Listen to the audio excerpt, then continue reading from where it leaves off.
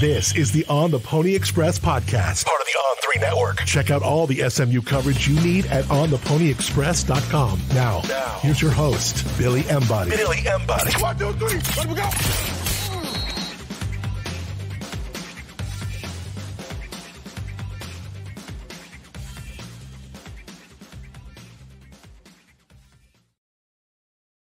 Welcome in, ladies and gentlemen, to another edition of the On the Pony Express podcast. I'm Billy Embody. Thanks for listening. Hope you guys are having a great start to your homecoming week. SMU beat Duke. They hung on by the hair on their chinny chin chin, and we'll break all of that down with Hayden Howerton in just a minute, and we'll look ahead to Pitt later this week. But first, got to remind you guys, we are presented by our friends at StatusJet. StatusJet.com got some of our On the Pony Express subscribers to Durham. They were able to play golf. They were able to do it big. And I was talking with one of them about how to do a road game. And it's so true. If you're going to use StatusJet and get out there early, take advantage of it with some golf. If you're going to North Carolina, wine tasting in Paso Robles or Napa or wherever for Stanford Cal, you might as well use it on Sunday to get you back after ripping it up all weekend, because that is when you don't want to deal with an airport. So use code PonyUpACC and get a discount on a round trip flight with StatusJet, and they'll get you from point A to point B with that level of luxury that you'd expect. So speaking of luxury, it is a luxury right now that SMU is still unbeaten in ACC play, and Hayden Howerton, former SMU offensive lineman, that is all that matters, no? A win is a win, man. That's all that matters. We're 7-1. That's awesome. We're undefeated still in ACC play. And look, I said it last week. This was a massive trap game. We didn't play super well against Stanford, and then we had an undefeated Pitt coming to town, homecoming the week after this game. And just what a credit to Manny Diaz for having his defense ready to go. And obviously, Rhett Lashley has close ties to him as well as Johnny Brewer. This was probably the closest any two coaching staffs in college football were intertwined. So this was a dogfight all the way down to the end, where we didn't start fast, and I saw the first turnover on the goal line, and I just kind of knew deep in my heart that it was just going to be one of those games where, hey, we're going to have to grind this thing out, and it's going to come down to the very end. So I'm glad we won, but boy, there was a lot of stuff to clean up. Yeah, and namely the turnovers, which we'll talk a lot about that on this podcast. And I felt like it was going about as well as you could have asked for. SMU had quieted that crowd. They went right down the field to open the game, and then a bad exchange. And I was talking with somebody in the press box about that. And before this, remember, this is early in the game, I said, whenever I've seen an SMU quarterback fumble, it's usually been over the last year or so on that type of an exchange. It happened at Temple with Preston and one of the running backs. It happened to Kevin on the opening drive of the BC game, and they were all moving the ball. They were all in enemy territory. And so for that to happen, it gave Duke life, and I think their defense fed off of that throughout the game. And obviously they played with a ton of confidence, turning the ball over as much as they did. But I think that moment, just like if they figure out a way to hang on to the ball and get points there, maybe it's a completely different ball game. Maybe SMU's playing with a ton more confidence. Duke is dejected right off the bat, but it didn't. And it was just kind of a precursor to what the night would ultimately be, which is, as Rhett Lashley said, a comedy of errors.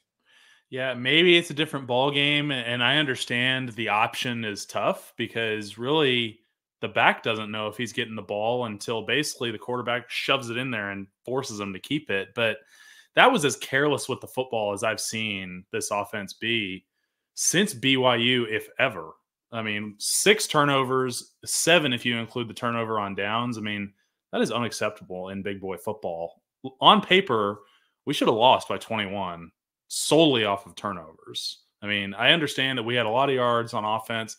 Defense obviously played lights out, but you cannot give a team that many chances and say, here you go ahead and have this game. And look, in a season like this, you just have to win dirty. This is going to be a magical season in the making, and defense stepped up on the road and kept us in this ball game. And you know what? At the end of the day, they made one big stop when it mattered. Yeah, they did, and it was a really, really impressive play there by Isaiah Wacobia to force the pressure on Malik Murphy for him to get rid of it. But also, it looked like for a second he was going to tuck it, and instead, incompletion.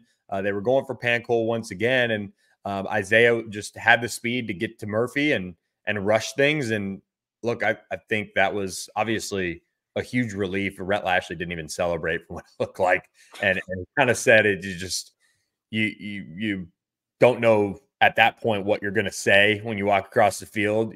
He probably didn't know what he just witnessed with the block field goal and all the things SMU did in that final minute 30 of game time, or 2 minutes of game time, between Kevin's fumble again and then getting to block that field goal. It was pretty surreal for an offense that spent the last 3 drives of regulation turning the ball over.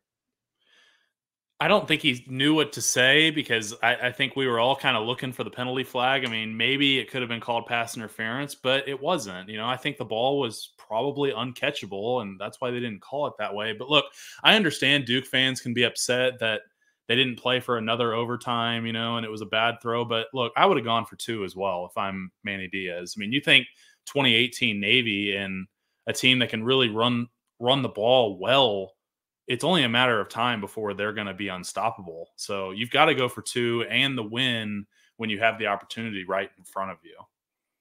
Yeah, and Rhett said he probably would have done the same thing. So for SMU now, they've got to turn the page, and that is the most important thing that can happen. Is you don't necessarily, and you can shed some light on this too, you don't want to flush it completely, because they need to know that you can't turn the ball over like that. You can't play that careless. But at the same token, you don't want the game and how it went down to impact the way you handle yourself on the field. The worst thing that could happen out of all of this is Kevin Jennings plays a little, worried or tight about turning the ball over. And, I don't think he was ever in any sort of danger of being pulled. They did lead. They were able at certain points to overcome it. And then you're deep in the fourth quarter. You're not going to pull them, but you have to obviously get the conversation out there where that is unacceptable. And everybody knows that. And it's not a 5 turnover game from Kevin Jennings is not his calling card, no matter what, people, what he's done in the past with the turnover here and there. Yeah, one of my keys to the game for last week was don't read your press clippings. And I hope Kevin doesn't pay attention to the media. Kevin should still have a lot of confidence in what he's done so far this season. Yes, he had a bad game, but all SMU great quarterbacks have had a game like that. Maybe not to that extent, but to where they weren't hitting the open guys. They were throwing 3 interceptions. I know that's happened, but they just got to move on at this point. But as far as the actual key to the game for us, my very first one was start fast. We're 5-0 when we score first. The games we haven't were the dogfight against Nevada, lost versus BYU, and now another dogfight against Duke that went to overtime. So you look at the 3 games where we don't score first, and they're all very tight games. The second one was I wanted defense to smother that offense and really shut them down. And Johnny Brewer, a guy that has gone against Scott Simons every day in practice for the last couple of years, and defense came up huge as an understatement. I mean, on the road, they balled out, allowed 0 points off of those 6 turnovers. They're the reason we won this game. I mean, they didn't have a turnover forced, but when you don't allow any off of our offense's turnovers, you negate that advantage. And then finally, out execute. The best game plans don't matter if you don't execute well. I figured Duke was going to have a well drawn up game plan. I mean, I think of one to where we were in a single high safety look and we had brought field pressure. The safety rolls the other way and we get a one-on-one with the DB and he just runs right by him, where that was well drawn up. Duke executed it and they dropped it in the bucket. At times we played well. I think we moved the ball decently on offense, but execution, ball security plays into that. So I'm going to go no. So we went really 1 for 3 on my keys to the game. Yeah. And I think anytime you're on the road, the turnovers are going to be the biggest thing. And for Kevin Jennings, I think you said it best. He has to make sure he realizes in it. And, we saw a clip of Rhett talking to the team. And when he said comedy of errors, Kevin kind of was able to smile. And he met with the media after, and he was very, good about it. He wasn't mopey. He kind of almost, and Rhett said it in the post-game press conference, that he felt like the teammates have already kind of lifted him up a little bit, because with losing RJ and losing Jake during that game, Jake Bailey, and the magnitude of that game, he probably felt like he had to do it all himself. And this team is much better when they're playing as a team. And I know that's cliche, I'm sure, but the offense this year under Kevin has been successful because they run the ball well. He's managed to distribute it well to other people and get them in space and continue that run of, not force feeding a receiver, getting it to a bunch of different guys. And they did that once again, but there were times when he clearly pressed at certain moments, and he's still got to have that confidence that he can get it done. But at the end of the day, you can't do what he did with turnovers. Yeah, I mean, I know we're beating a dead horse here with the turnovers, but I don't think I've ever heard of a single player having 5 in one game. I mean, I've been worried about ball security this season, just kind of with how he carries the ball at some points, and he got stripped when he came back in after his injury, and it just kind of snowballed after that first possession, unfortunately. But here's the silver lining. He was trying to respond and still make plays. He was zipping the balls in there. I mean, he wasn't throwing these balls gingerly, floating them out there, just scared to throw it to the team. I mean, he was still playing with confidence, it looked like, at least to me. So it just wasn't his night, but he still threw for 258 yards. Roger Daniels, he was most of that. He had 2 receptions for 153 and a touchdown, as well as another one that was 1 yard away from being called a touchdown, and was called a touchdown on the field initially before it was reviewed and called back. Broussard caught a few out of the backfield. Matthew Hipner got involved. He had 4 receptions on 6 targets. I mean, he also had an untimely fumble right before half when SMU was trying to go get a field goal. But on the ground, I thought this offense played pretty well. I mean, we had 211 yards, 3 touchdowns, led by Broussard Smith again with 117. But our longest rush was only 24. It's not like we busted off a 70 that takes up most of that. We were just kind of nickel and diamond in the run game, 4.2 yards a carry. I mean, we had 50 rushing attempts, which is great. I love it as an offensive lineman.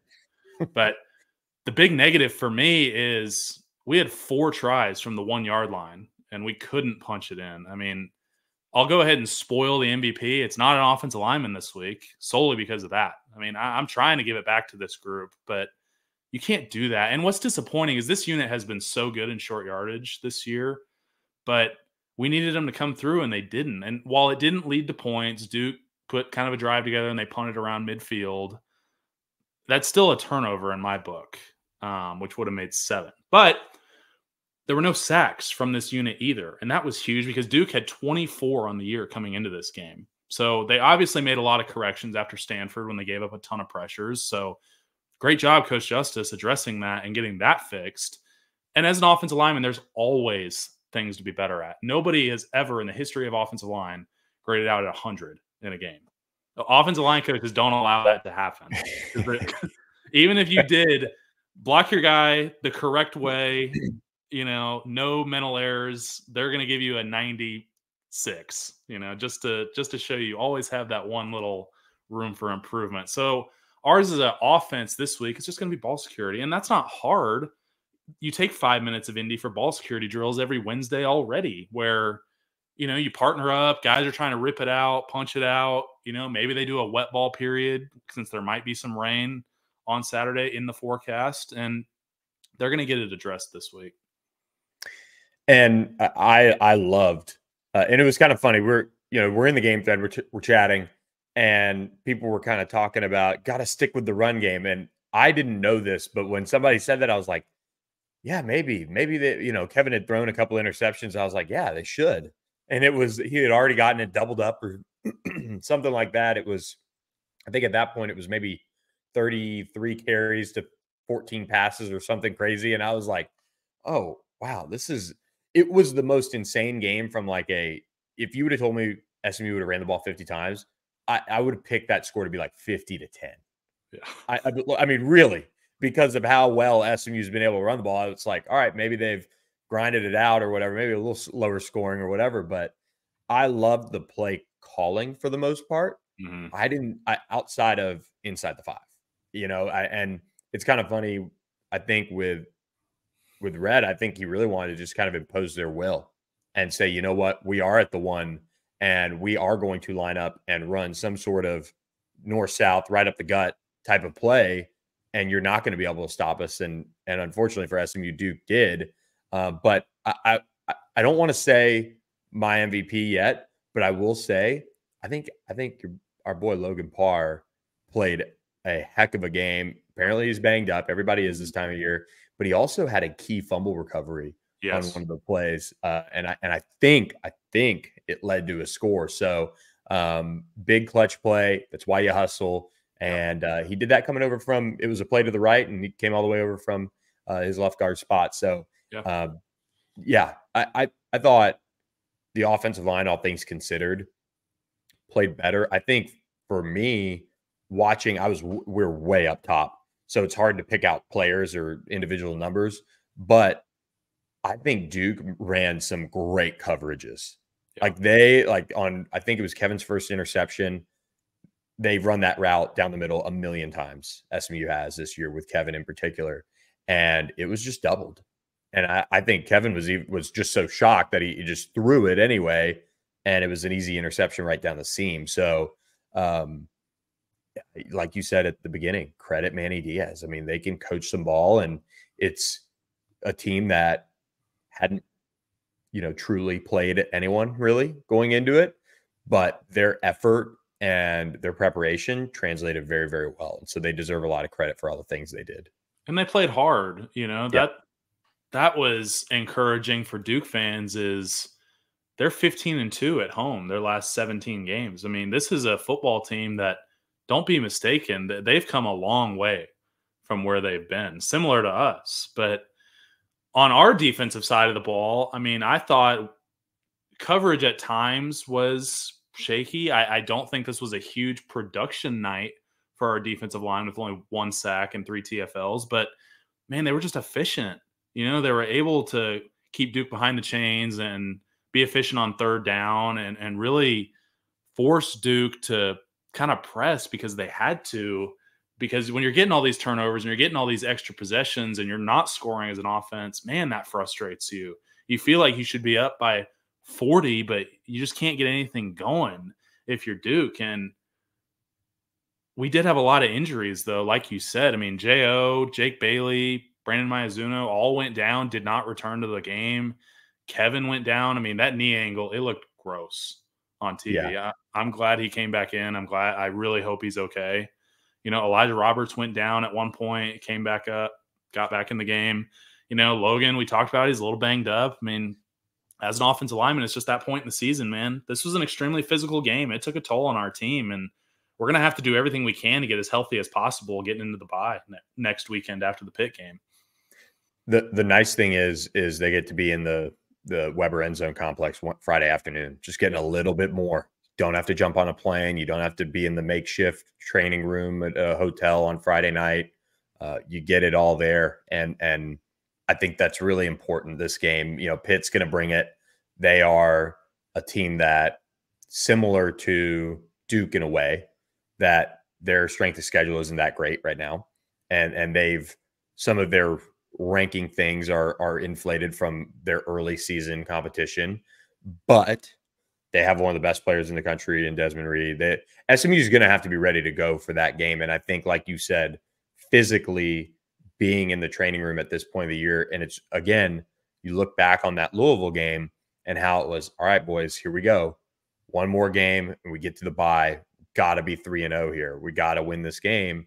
And you try not to make it too big because it is homecoming. It is a top 20 matchup, but SMU's got a good shot to do this and make it happen. And so it's the first top 20 matchup since the Cincinnati game back in 2020. So, but we'll get back to Duke, and just that, like you said, the guys got to be recovering from this and making it happen in the training room this week. Yeah, playing on the road, it's more than just getting on a plane and flying out there. I mean, I remember when we played at East Carolina, we couldn't eat the food. It was green eggs and ham is what they were serving us. I mean, literally, guys were taking one look at the food like, well, I'm not eating that. I mean, we're going to get sick in the morning. I remember our strength staff called an audible, and they had it was one of the smoothie places, got us wraps and smoothies and things like that. And that was our pregame like dinner the night before. Usually it's steaks, pasta, everything you could imagine. And we're just having to call audibles on the road. You're worried about people pulling fire alarms in the middle of the night. You're sleeping in weird beds, hotels that smell. It's just a lot different than getting that extra training room activity on Friday afternoon, sleeping in the same hotel, getting your comfort, if you will, on Friday and kind of really just settling in. You're always a little bit on edge when you're on the road, if that makes sense. When we haven't been at home in a month, that can contribute to wearing us down a little bit. Yeah, it was truly survive and advance. And they did that on the backs of special teams in a sense as well, going to Duke. And look, there's been some peaks, there's been some valleys, and I don't know. I don't think there's been a game that SMU has played a complete special teams game that's been, graded the right way. Like if Colin Rogers is kicking 50+ yard field goals, he knocked one out of bounds. Or if the return game is getting a couple explosive plays, there's also a holding or whatever. But I thought that this was as close of a, the best you could ask for from SMU special teams. And I mean, at the end of the day, they made the play of the year so far for SMU. Yeah, we won because our special teams, our specialists, were unspectacular. Colin Rogers was perfect on his extra points. We did give up a 24-yard punt return, but other than that, there's nothing that stands out to me. We didn't give them short fields on kickoffs. Our punt game was fine. And then you look at Duke, their kicker Todd Polino. I mean, 0 for 1 on his field goals that ended up past the line of scrimmage. He missed a PAT, and then the play of the year, the block by Jafari Harvey. I mean, I've seen maybe 3 blocked field goals in the 8 seasons I've been around this program. And so myself, my wife, my brother, his girlfriend, and my parents, we're all crowded around the TV, and we're basically accepting this game is over because 99% of the time it is with a chip shot field goal. And that gave us life, man. That was a very special play, and that you're going to carry all the momentum into overtime at that point. And what a resilient play by this defense and the special teams. I mean, the athleticism required to jump over the line, not touch anyone, because you have to be within 1 yard of the ball. You can't get a running start. So he has to jump over them basically from a stand, and you can't put your arms on their back because that's also a penalty, and be able to block that thing still. I mean, an incredible play. We're going to look back on that play as a play that saved our season. I mean, it's kept our ACC title hopes alive, the playoff hopes alive, and just my MVP is Jafari Harvey. I mean, you have to give it to him because of that play. I mean, we went from an 89% chance to lose to where you're going into overtime in a fresh ball game. He broke the rock for SMU on Saturday. Obviously, everyone in that program owes this win to him, and he also added a couple tackles on defense, but one guy changed the game on Saturday night.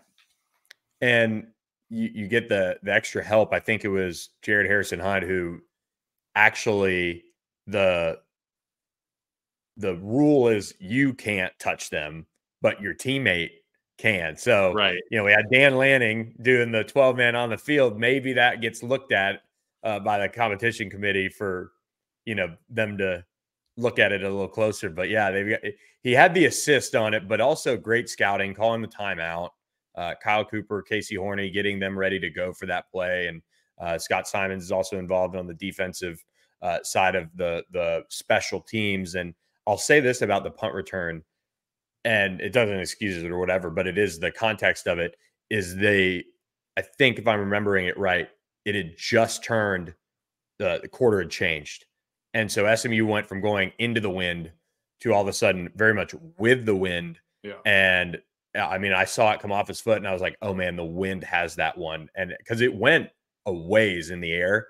And anyway, he basically just kicked the coverage and kid made a play. But yeah, other than that, if that's the only complaint on a truly windy night, like Colin Rogers not sending a kickoff out of bounds. I mean, just so many opportunities where Duke could have had, really good field position and taken advantage of it. And I'll have to look, but I don't really think they had too good of field position there. Maybe I'm wrong. Yeah, I guess they did. Average start, own 39. But that was with all the interceptions, I'd imagine. So yeah, right. Guys are taking a lot of pride in special teams. I mean, in 2019, when we lost to Memphis, and I might have told this story already before on the pod, we had a full team special teams meeting, which never happened with Coach Dykes there, and we were watching guys jogging on kickoff. This is the game that Memphis took one to the house and then took one to the 5 or whatever. So it's a much different organization now. There's a lot of pride to be on special teams and to be one of the guys running down the field. And you're trying to go make a play. You're trying to prove why you belong. In the era of the transfer portal, you have to prove that you can play. Yeah. And so you want to give out MVPs? Anything else to add? I don't, man. Just Jafari Harvey, hats off, man. I appreciate you. But offensively, yeah, I agree with you. I think Logan played a really nice game. I think Ben Sparks did a nice job in reserve as well. PJ, I thought, did really well after coming back out after a couple pressures last week and playing a pretty lockdown tackle role for us. If I was going to add anything else, it would be that Savion has got to be smarter, man. I mean, we get stuffed at the 1 where they're going to be backed up. Their heels are going to be in the end zone. And we get unsportsmanlike, which bails them out. They get off the goal line where it's like, dude. It's the second or third time that the pulling the guys off the pile penalty. And I mean, some people are going to say coaching. You got to coach that better. I'm sure they've addressed that. 100%. And at some point, players, I say this, not a lot about this team, but at some point, players got to do like, Rhett Lashley can only hammer into Kevin Jennings so much to take care of the football. And he did that for a few weeks, and then he had a major regression. Like, this is the second time that Savion's been called on this. And it is kind of like the play's over. Like, how is this happening? And I don't know. It's just, I get what he's doing. I said it on the postgame show that I said it with Bill, that I think the competition committee needs to maybe look at it a little bit. Because the first time he did it this year, I believe a FSU player was pushing one of the offensive linemen back, like tabletopping them, right? Which is, as very dangerous. Yeah. And so there's got to be some judgment here. Like, let's take care of each other, but it is a penalty. You can't do it. And if there's a safety there, once again, game-changing opportunity for SMU's defense. And they had enough pressure. They had enough things. And if they draw a holding call in the end zone, it's safety. There's a lot of different things that coulda, shoulda happened. And anyway, I agree with you. I mean, and there were a couple penalties, and even I didn't see this one, and I didn't see anybody on the board be like, "Oh my gosh, I saw this." But Abdul Muhammad getting called for a personal foul and a kickoff moved Duke up a little bit more.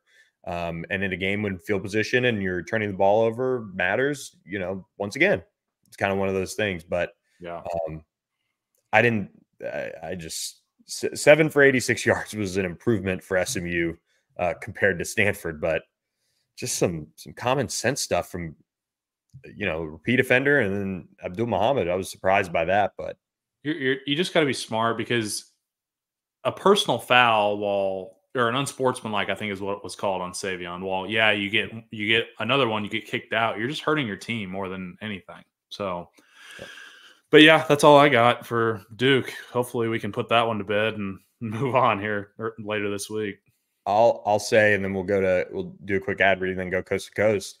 I am going to go with Brashard Smith. I thought his availability, his consistency, just giving it all he had. The long of the night, of course, was the 24-yard touchdown run to win or to basically win the game.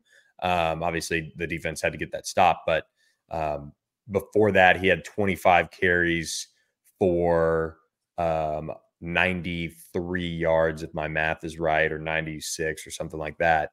So just not the truly explosive night, but he kept giving them, just good yardage at times that it mattered. And I think being able to run the ball as much as SMU did was so important to that game. I mean, it doesn't show up because of how the game final score was and how it played out. But, Duke totaled 98 yards on the ground. SMU had 211. They got 4.5 yards of carry out of LJ Johnson. They were able to get another 41 yards from Kevin. So being able to run the ball with a threat like that, and you showed why you stuck with it, because I felt like Duke's defense, even though they were getting off the field and all these things late, and I think they almost got worn down a little bit, and that's why SMU was able to pop that one and go for the score. Yeah, shout out the Miami Mustangs. I mean, we wouldn't be the same team without those guys. Yeah, no kidding. So, all right, before we get to Coast, we want to remind you guys we are presented by our friends at AKM Turf and Greens, akmturfandgreens.com. Reach out to Alex Carpenter. He was texting me during the SMU game as well, just kind of in shock of what was going on. But he and his wife, Meredith, were out there for the SMU Stanford game as well. But they'll go out to your backyard, assess it, figure out how to bring it to life for the rest of the fall and beyond. You can use code PONYUP for $500 off your project today. Get the backyard of your dreams with akmturfandgreens.com. Get it in time for Thanksgiving. They can turn it around that quickly. So have them come out. If you're in DFW and look at your backyard, go to info or email info@akmturfandgreens.com or go to akmturfandgreens.com. If you look them up on Instagram, we've got tons of pictures of their backyard projects. So really, really impressive stuff from them. And they are proud supporters of the On the Pony Express podcast and now the SMU Mustangs. They've become Mustang fans. So with that, Mustangs helping Mustangs is where we lead off with Coast to Coast. And I want to hand it off to you. You made another career move here on us and are becoming quite the media star. This is my OG show, man. Come on. This is the one that gave me my big break. But I got to mix it up on Friday Night Lights. I was out in Aledo. So big shout out, Kevin Longquist, for allowing me to be the sideline reporter. I filled in for one of their regulars, Mercedes Mayer. She was out. So I was able to fill in for 92.1 Hank FM, and I got to watch a pretty good ball game. So Aledo took on Richland, which was Rushy Rice's alma mater, and I got to see an overtime game where Aledo extended its district win streak to 125 in a row. Almost 13 years. And then after the game, I also had to try to attempt to recruit Aledo 4-star junior running back Ray Gilroy after his 238-yard performance, 6 touchdowns on the ground. I mean, what a night for that young man. He's being recruited by everybody in the country. He's an absolute stud. I hope we get him back on the hilltop again for a visit sometime soon. Yeah, there he is for all of our YouTube watchers. And I think he was at the Houston Christian game, Billy, but I'm hoping he's going to come back around for another SMU game. Yeah, for those of you who aren't on theponyexpress.com, we're going to have a huge coverage of SMU's visitor list for this Pitt game. It's the first home game in a month, 7 o'clock Saturday night. You can't beat it if you're a coach planning for these guys to get on campus, and we'll see if Ray Guillory does show up for that game. But nevertheless, subscribe to ontheponyexpress.com. We're doing a sale right now, 50% off annual subscriptions, recruiting news, team news, a lot of injuries to update. We'll be talking with Rhett on Tuesday. We'll also pass along what we're hearing on that end as well. So subscribe now. You get all the content, chat with myself, Hayden, Jordan Hoffitz, Dean Rolski, Kevin Longquist, the whole crew, as well as the On3 national team. So you saw an absolute stud carry Aledo to that victory. And I think this is, a good time where we can kind of transition to talking about game day. A little bit, but you have a pitch. You have a pitch here, and I agree with you. I do have a pitch. A little bit of an elephant in the room. I mean, we've been talking about it. We've been manifesting it for about a month, and I always talk about game day first. So look, I'm boycotting game day until further notice, but I do have a proposition. ACC Network's coming to SMU this weekend. It's the second time this season. They were there for the Florida State game. I'm challenging people to come out with the same energy, the same passion that they would if it was Lee Corso in the gang for Eric McElwain in the game. And I'll be there. A lot of my friends are going to be there. You know, we're going to get there early. We're going to make some signs. We're going to hang out. I mean, we're going to make it a cool environment because until SMU proves that they can do this on a regular basis, it's just going to be a while before ESPN and Game Day spends the time, money, resources to put a game in Dallas. And I get it. There's a top 5 matchup this weekend. I don't blame them for going to what should be the best college football game this weekend. But they should have come to a new environment. They always brag about what great times they have at new places, like when they went to Cal earlier this year. But they decided to go to Penn State for like the 23rd time. So Penn State and Ohio State have been on game more than 70 times. At some point, you look at the Oregon game day a few months. That was a top 3 matchup. And it was a terrible environment where people are just kind of getting tired of it. So bring some friends, bring some signs, bring some energy on Saturday, and we're going to show our hospitality to try to gain some national attention. And, you know, I'm just challenging all our listeners to meet me out there. Yeah.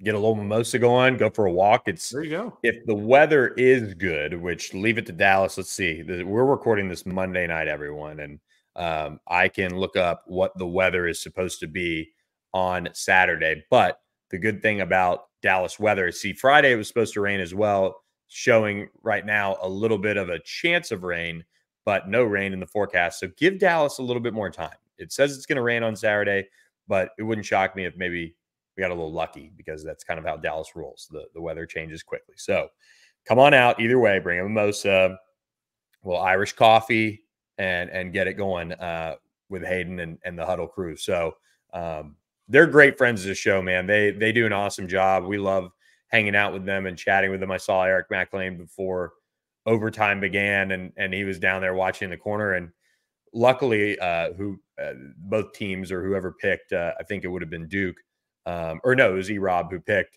to defend that end zone. So maybe they wanted to end it right there in front of the ACC Huddle crew. But he was just kind of in awe of what we were watching because it was one of those games that had everything to it. So speaking of one game that had a little bit of everything is our first game we're going to chat about.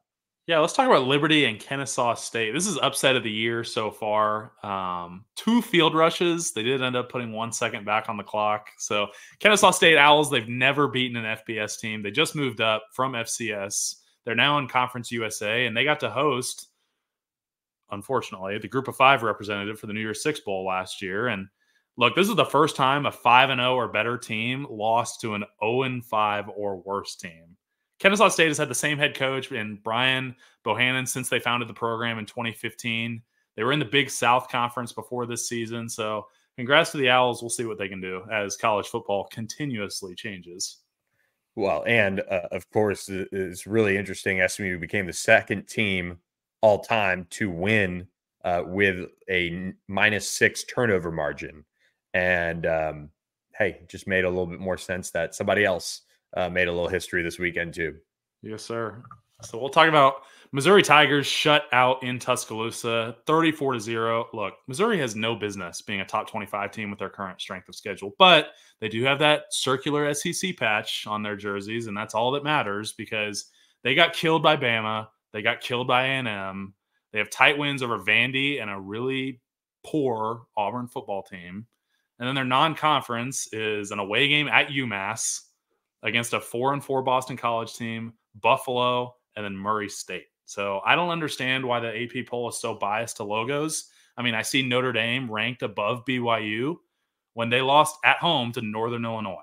And look, I'm a Texas A&M hater, so don't come at me thinking that the Texas A&M win is impressive because I think BYU in a neutral site is beating Notre Dame. Yeah. I mean, Notre Dame is a really interesting team, and they took it to Navy over the weekend, which, again, one of those things where, you know, they got into the top 25. I thought Navy, just with how hard they are to play, I thought it would be a little bit closer, but not to be. Notre Dame was able to take it to them. But I'm with you. I think BYU would beat a Notre Dame team. I just think their front would, create some serious issues for Notre Dame and their offense because, Jeremiah Love's on a roll, but Riley Leonard's good, but also a little clunky at times in the pass game, in my opinion. So I think BYU would be able to at least give them almost a similar game to what they gave SMU.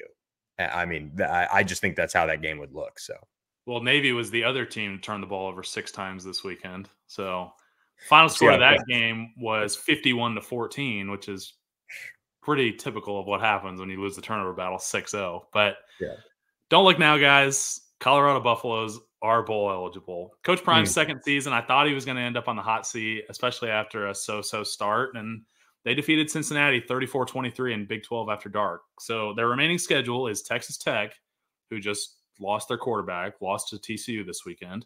Utah, who's struggling. Kansas, who's struggling. And Oklahoma State, who's struggling. I mean, there is a world where Colorado wins out and wins 10 games this year. I don't think they're going to play for a Big 12 championship, even if that happens, because they need Kansas State to beat Iowa State, and then they need Kansas State to lose another game in order for them to play for a conference championship. I don't see that happening, but November in college football is coming. Crazier things have happened. I thought Colorado was going to be a 4 or 5 win team this year, but I would bet they win 9+ going down the stretch. And hey, what do they say? They remember November, right? That is true. What they say. That's what they say. So it's going to be fun to watch the rest of this college football season play out. It's been crazy. I mean, it really has. Are we going to find out some of the teams we've been watching, be up near the top or whatever? Are they going to finally falter? Are they going to kind of revert to being that 8, 9, 10 win team versus, going undefeated? I'm really intrigued, and it starts obviously with a big game this weekend with Ohio State, Penn State, settling some things maybe in the Big Ten, but Ohio State looks kind of beatable. Yeah. Beat Nebraska only by 4 in Columbus. I mean, I think it was one of those deals. They probably looked ahead to Penn State, and that happens. And a Nebraska team that got their 6th win, they're also bowl eligible now, but Nebraska's unranked. They realistically assumed that this was the old Nebraska, and I think Matt Rule has at least turned that program around to be respectable again. It's not the dark days of Nebraska football where they're having to fake the sellouts, or they're having some big booster buy 20,000 tickets the day of the game.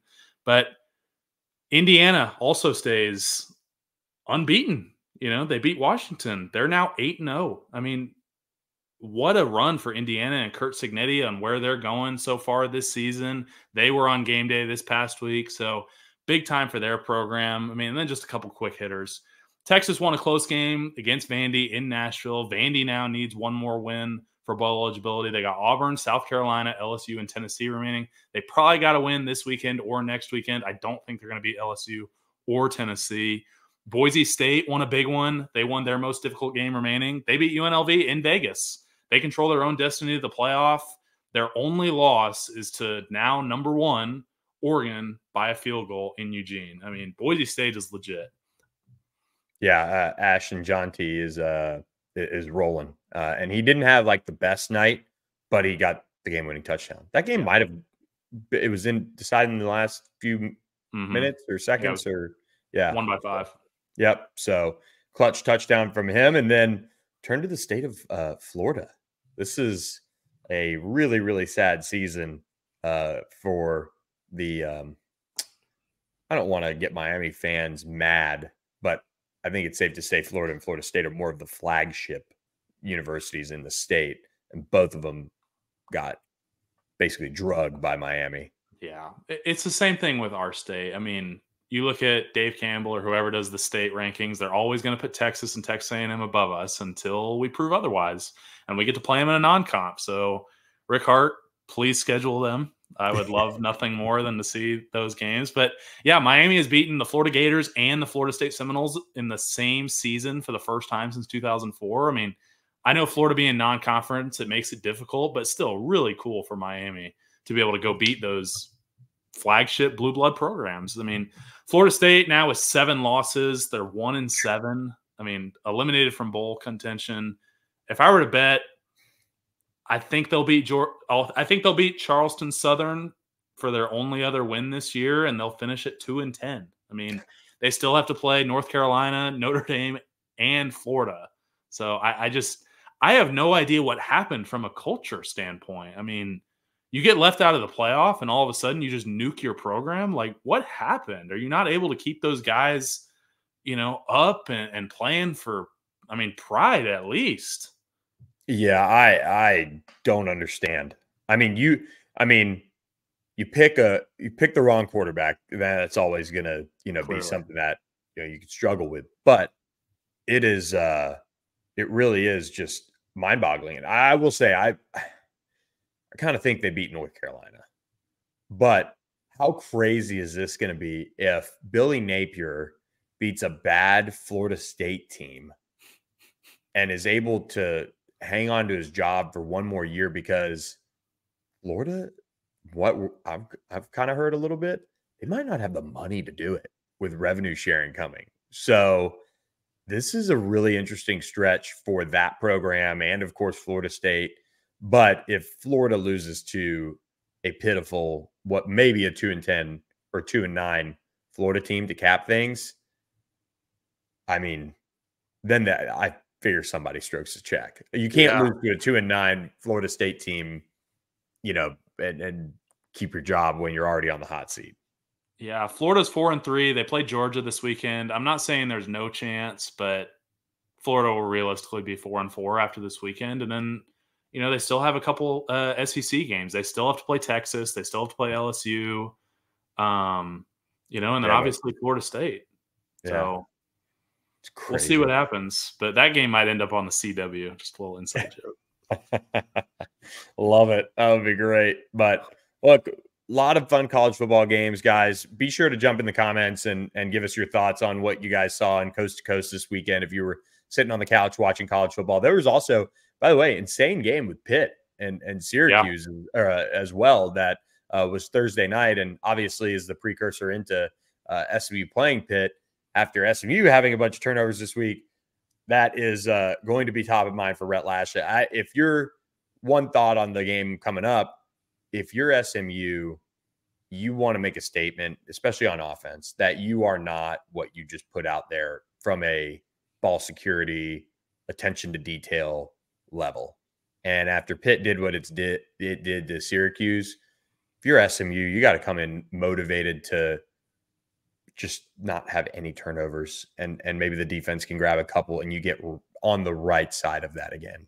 Yeah, not to get ahead of ourselves, because as long as we take care of business, it'll all work out however the college football gods decide. This is probably the last opportunity for SMU to make a statement against a really good football team. Yeah. So SMU needs to come out of the gate fast, and we'll get to our predictions and our look ahead later this week, but this is a big test for SMU. I'm looking forward to it. It's going to be a fun environment, and man, I can't wait for Saturday again. I know. Me too. It's going to be a lot of fun. 7 p.m. Central ACC Network. SMU squeaked by against Duke 28-27 in overtime. They'll be back on the ACC Network this weekend in Ford Stadium for homecoming. It's my 10-year, Hayden, so I'm feeling extra old this week. Might need to get some treatment for myself. But we'll be out there riding on Saturday. And of course, we'll be back later this week with another edition of the On the Pony Express podcast. So check us out at ontheponyexpress.com. And also appreciate all of our sponsors, Status Jet, AKM Turf and Greens, and more for supporting us. So for Hayden Howerton, I'm Billy Embody. We'll catch you guys next time on the On the Pony Express podcast. Thanks for listening to the On the Pony Express podcast with Billy Embody. Follow us on your socials on X at SMU3 and on Instagram at On3SMU. And keep it locked to ontheponyexpress.com for more coverage.